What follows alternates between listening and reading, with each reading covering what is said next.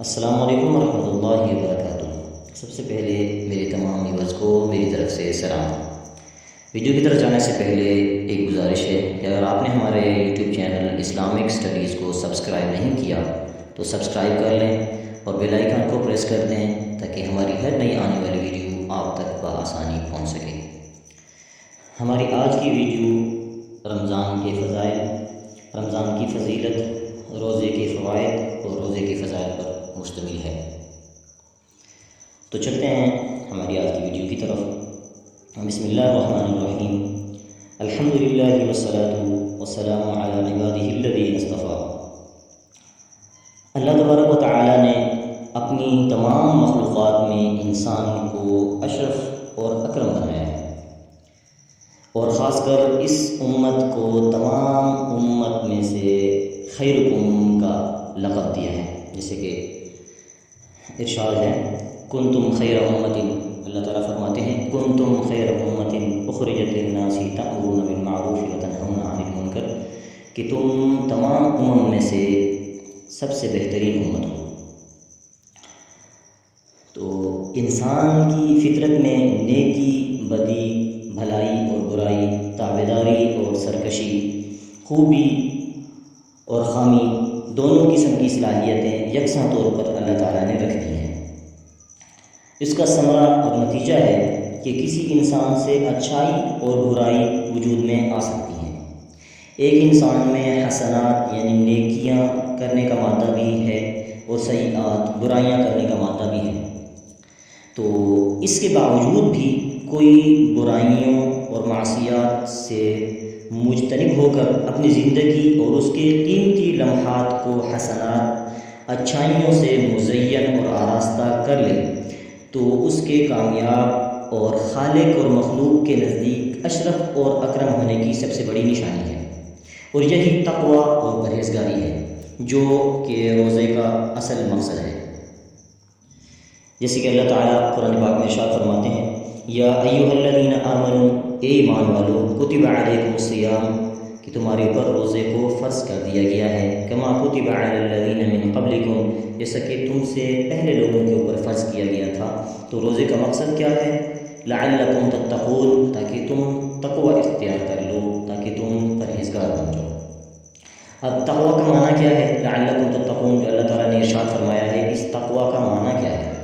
تقوی کا معنی ہے نفس کو برائیوں سے روکنا، اور اس کا سب سے بڑا ذریعہ روزہ ہے۔ جیسے کہ ایک صحابی رضی اللہ عنہ نے حضور اقدس صلی اللہ علیہ وسلم سے عرض کیا کہ یا رسول اللہ، مجھے کسی ایسے عمل کا حکم دیجئے جس سے حق تعالی شان ہو، مجھے اس سے نفع ہے۔ تو آپ صلی اللہ علیہ وسلم نے ارشاد فرمایا علیک بالصوم فإنہ لا مثل لہ، کہ تم روزے رکھو کیونکہ روزے کا مثل کوئی بھی نہیں ہے، یعنی روزے کی وجہ سے جو تمہارے اندر تقوی پیدا ہوگا وہ کسی اور عمل سے شاید پیدا نہ ہو۔ تو ایسا ہی اب جیسے رمضان کی آمد ہے، گویا یہ مہینہ نیکیوں اور طاعات کے موسم کے بہار کی طرح ہے، اس لیے رمضان مبارک سال بھر کے مہینوں میں سب سے زیادہ عظمتوں والا اور فضیلتوں والا ہے۔ اس مہینے میں اللہ تبارک و تعالی اہل ایمان کو اپنی رضا، محبت، عطا اور اپنی ضمانت اور اپنی الفت سے نوازتے ہیں۔ اس مہینہ میں ہر نیکی کا عمل اور اس کا اجر و ثواب کئی گنا بڑھ جاتا ہے۔ اس ماہ میں نفل فرض کے برابر اور فرض 70 فرض کے برابر ہو جاتا ہے۔ اس ماہ کے اندر ایک اور خصوصیت ہے کہ اس مہینے کی یعنی رمضان المبارک کی ایک مہینے کی ایک رات ایسی ہے جس کو قرآن پاک کے اندر اللہ تعالیٰ نے 1000 مہینوں سے بھی افضل فرمایا ہے، جسے لیلۃ القدر کہتے ہیں، جو رمضان مبارک کے آخری عشرے کے اندر اس کو تلاش کرنے کا حکم ہے۔ تو لیلۃ القدر کب ہوتی ہے اور اس کی کون کون سی راتیں ہیں، کس راتوں میں اس کو تلاش کرنا چاہیے، کس عشرے میں اس کو تلاش کرنا چاہیے، اس کے اوپر ہم انشاءاللہ آگے سے بات کریں گے۔ رمضان کا روزہ فرض ہے اور تراویح سنت موقدہ ہے۔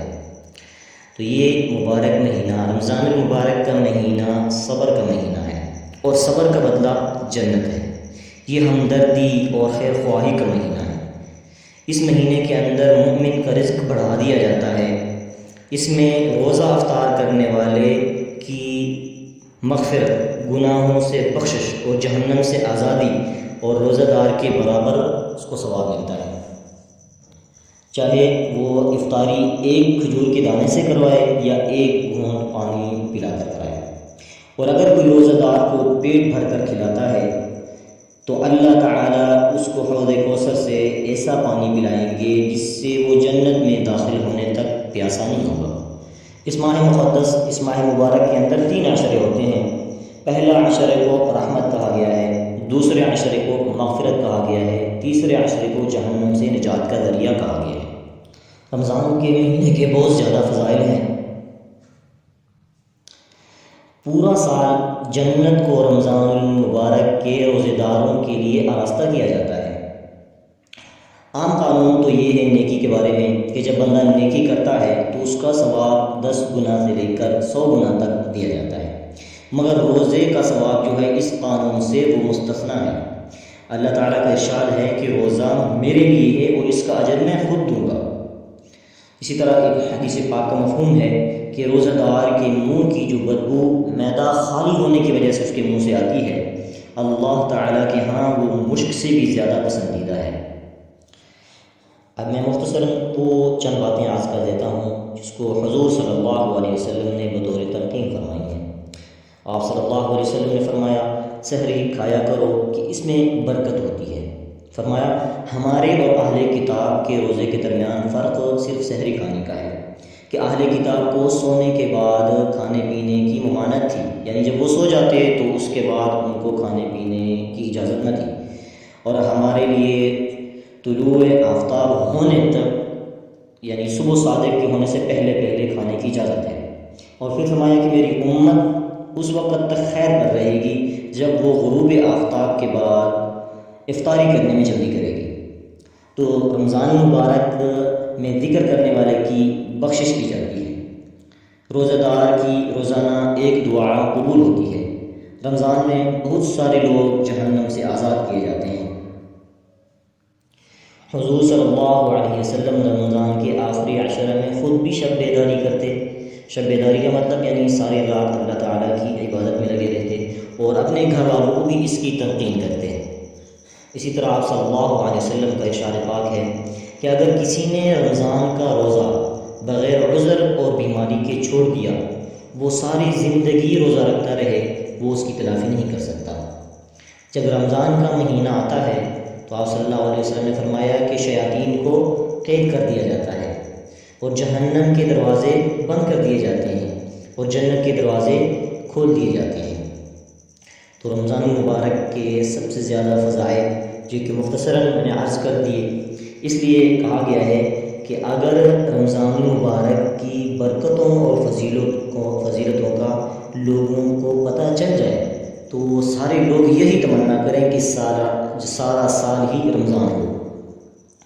تو اللہ رب العزت سے دعا ہے کہ ہمیں اس مبارک مہینہ کی قدر کرنے کی اور اس مبارک مہینہ میں زیادہ سے زیادہ عبادت کرنے کی، ذکر اور تلاوت کرنے کی توفیق نصیب فرمائے، اور ہمیں ایسے اعمال کرنے کی توفیق نصیب فرمائے جس سے اس مبارک مہینے کے اندر ہماری کم از کم بخشش ہو جائے اور ہم جبریل علیہ السلام کی بددعا اور حضور صلی اللہ علیہ وسلم کی آمین سے بچ جائیں۔ کہ حدیث پاک کا مفہوم ہے کہ آپ صلی اللہ علیہ وسلم ایک مرتبہ منبر پر چڑھنے لگے، جب پہلی سیڑھی پر قدم رکھا تو آپ صلی اللہ علیہ وسلم نے آمین کہا، پھر دوسری پر قدم رکھا، پھر آمین کہا، پھر تیسری پر قدم رکھا، پھر آمین کہا۔ تو صحابہ کرام رضوان اللہ علیہ اجمعین نے فراغت کے بعد حضور صلی اللہ علیہ وسلم سے عرض کیا، یا رسول اللہ، آپ سے ہم نے آج ایسی بات دیکھی ہے جو پہلے ہم نے کبھی نہیں دیکھی۔ تو حضور صلی اللہ علیہ وسلم نے فرمایا کہ جبرائیل امین نے ایک بددعا کی اور اس کے اوپر میں نے آمین کہا۔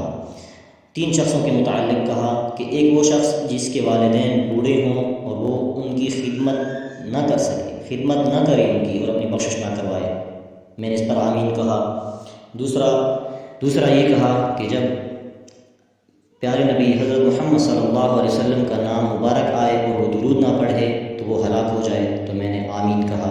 اور تیسرے شخص کے بارے میں فرمایا کہ جو رمضان کا مہینہ پالے اور اس کے اندر بھی وہ ایسے اعمال نہ کر لے جس سے وہ اپنی بخشش کرا لے تو وہ بھی ہلاک ہو جائے۔ تو حضور صلی اللہ علیہ وسلم نے فرمایا کہ میں نے اس پر بھی آمین کہا۔ تو اللہ رب العزت سے دعا ہے کہ اللہ تعالیٰ ہمیں اس مہینے کے اندر زیادہ سے زیادہ نیکیاں کرنے کی توفیق عطا فرمائے۔ اس کے ساتھ ہی ہم اپنی ویڈیو کا کرتے ہیں اختتام۔ تب تک کے لیے اللہ حافظ، السلام علیکم۔